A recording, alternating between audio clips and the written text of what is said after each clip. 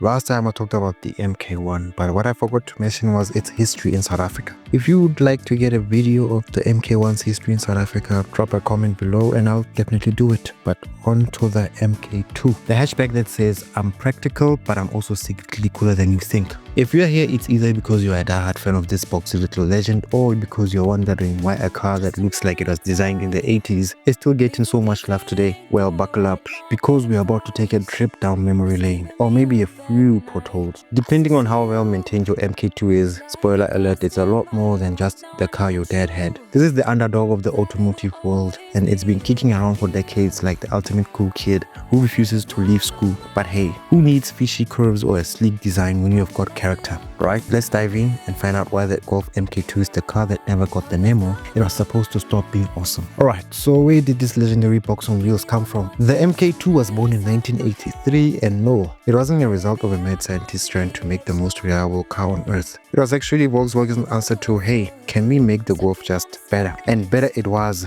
The MK2 was the second iteration of Volkswagen YLG's successful Golf. It wasn't just a facelift. This thing was freshly pressed with new suspension, updated styling, and a body that screamed, I might have the aerodynamic efficiency of a brick, but I'll still get you there. Now here's where the MK2 gets real interesting. When it hit the streets in 83, it wasn't just a car. It was practically an automotive revolution. It had that perfect mix of affordable and practical, which, let's be honest, is the secret sauce of almost every European car from the 80s. But what made the MK2 special wasn't just how it looked or didn't look, depending on your perspective, or how it drove. No.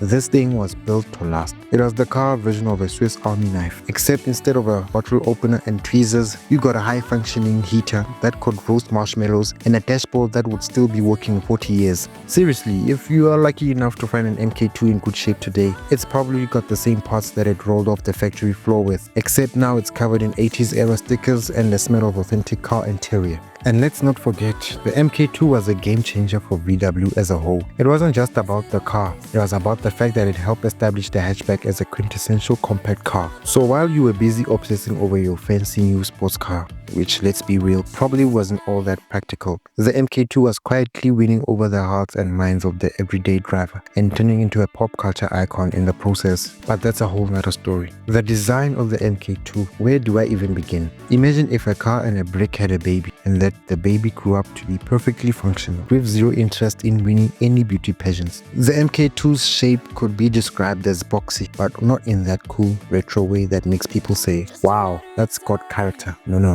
The MK2 was the box. It was the VHS tape of cars, the corridor phone, the compact disc. When you looked at it, it didn't see curves or elegance, you saw geometry. The body panels were flat, the roof was flat, the windows were flat.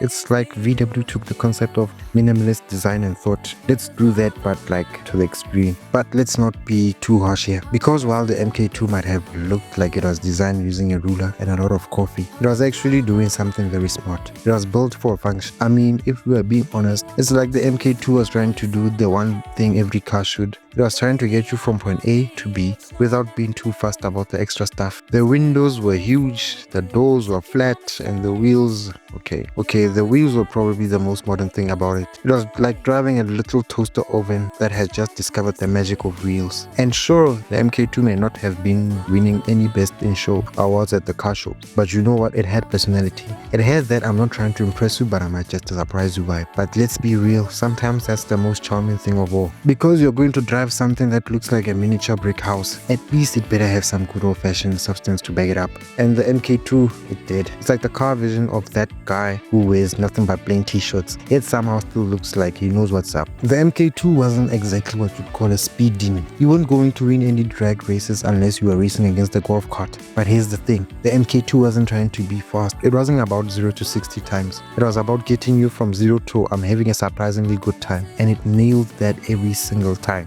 It had that perfect, just enough power to not make you cry vibe. We are talking about an engine that could go from 55 to 60 miles per hour without a single dramatic gasp for air. For a car made in the 80s, that's practical Ferrari level endurance. Under the hood, the MK2 was equipped with a variety of engines, from a modest 1.3 liter to a turbocharged 1.8 liter GTI engine that was actually pretty spunky for its time. Sure, the 112 horsepower might not have seemed like much today, But in the 80s, that was enough to make you feel like you were zooming, or at least moderately zooming. The GTI especially was a little firecracker in a world of station wagons and minivans. It was like the cool kid in school who wasn't necessarily the biggest or the fastest, but could still pull off a perfectly timed leap over the lunch table when no one was looking. And the handily, oh boy. The MK2 was a driver's car, not in the I'm going to take this to the Nuremberg sense, but in the this thing will hug the corners so tight you'll feel like it's giving you a little kiss on the cheek every time you turn on sense. Seriously,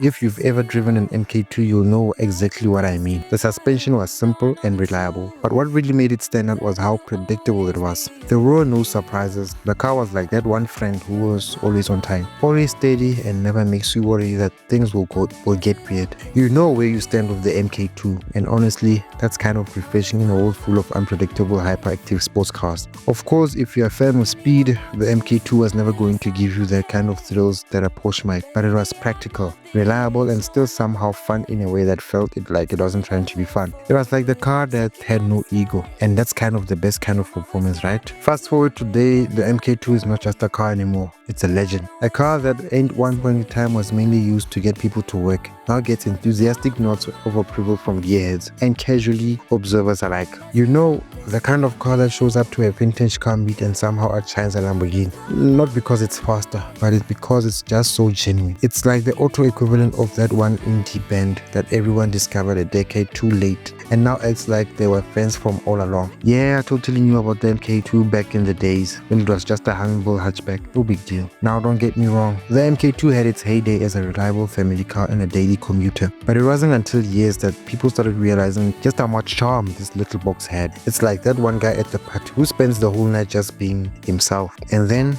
a few years down the line you realize it's actually the one who had the best stories all along. The MK2 is a timeless piece of automotive history, but you know what makes it extra special? It never tried to be anything it wasn't, and in a world full of premium features and luxuries, this and that, the MK2 stands out like that one friend who says, nah, I'm good with a six-pack and solid playlist, while everyone else is running to the VIP section. It's also pretty cool to see how the MK2 still has this cult following. You know those people who restore them like they're bringing a rare piece of art back to life? Those are the MK2 fans. They are the ones who can recite every tiny detail about the car. It's the Bible of hatchbacks, and honestly, they might be onto something. The MK2 with its simple, non-nonsense engineering is like the original honest car. It doesn't promise to be a speedster or a showstopper. It just gets the job done and looks good doing it. Kinda like your favorite pair of jeans. Not flashy, but totally dependable. And honestly, you've been wearing them for way longer than you thought would. But now, you can't quit them, and that's why the MK2 is still kicking around today, winning hearts and taking names. So there you have it. The Volkswagen Golf MK2 is the little hatchback that could. It's boxy, it's practical, and it somehow became cool in a world where cars are more about tech than tradition. The MK2 didn't need to shout about its greatness because its reliability, quirky design, and surprisingly fun performance do the talking. And while it might have not been the flashiest cars in the 80s, the Golf MK2 is now the car that somehow managed to become iconic despite itself.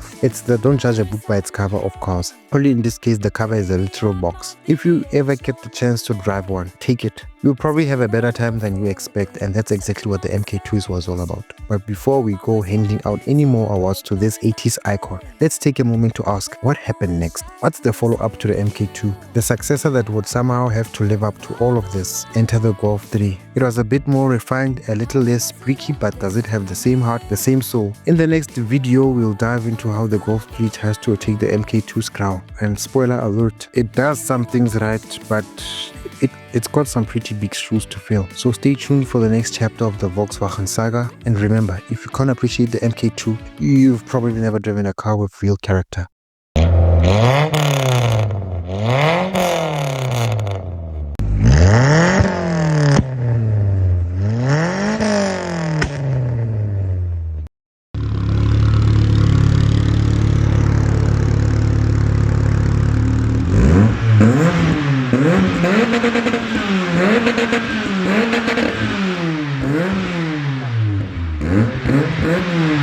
Mm-hmm.